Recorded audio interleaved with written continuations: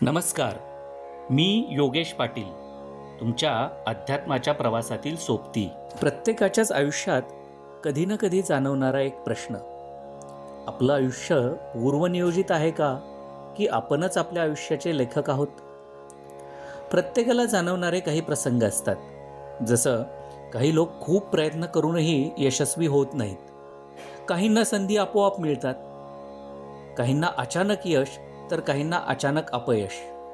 मग प्रश्न, हे सर्व नशीब की आपली निवड, अर्थात डेस्टिनी की फ्री विल? आजचं जग सांगतं everything happens for a reason. What's written will happen. Just trust destiny. पण दुसरीकडे मोटिवेशनल जग सांगतं you can do anything, you control everything. मग नेमकं सत्य काय आहे? गीता इतकी महान का आहे माहीत आहे?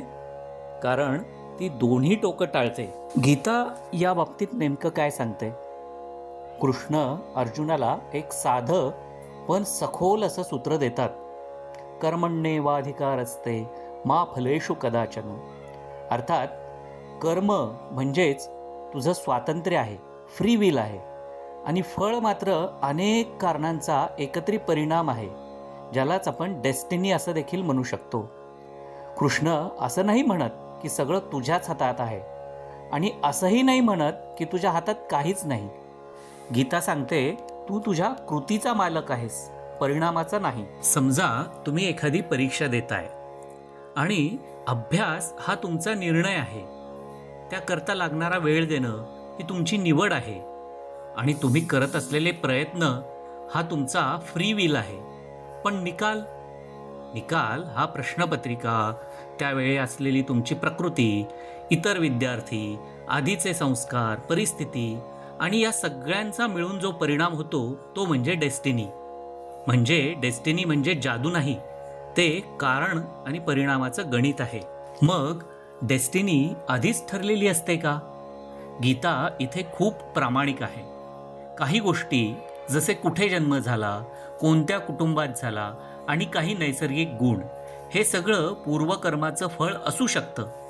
म्हणजे डेस्टिनी ही स्टार्टिंग पॉइंट आहे, पण डायरेक्शन हे फ्री विल आहे. गीता कधीच म्हणत नाही बस आता काही बदलू शकत नाही. अर्जुन स्वतः काय म्हणतो? न योत्स्य इति गोविंद. अर्थात मी लढणार नाही.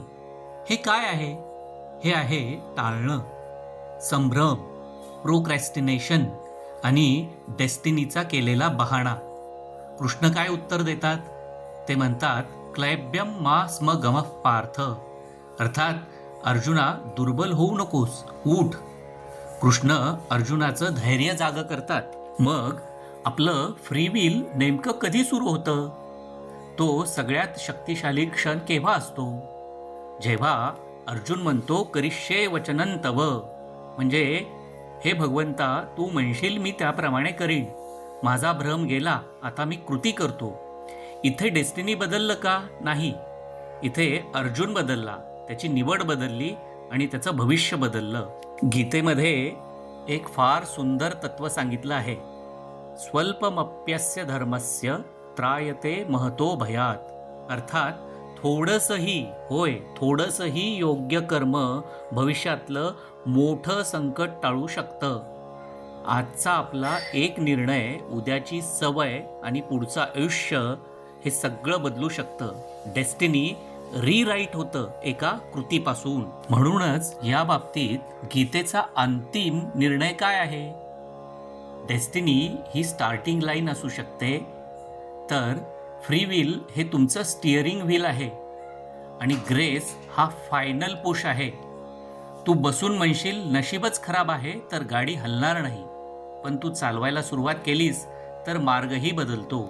आज एक प्रश्न, आज तुम्ही कोणती एक कृती करणार जी तुमचं उद्याचं डेस्टिनी बदलेल?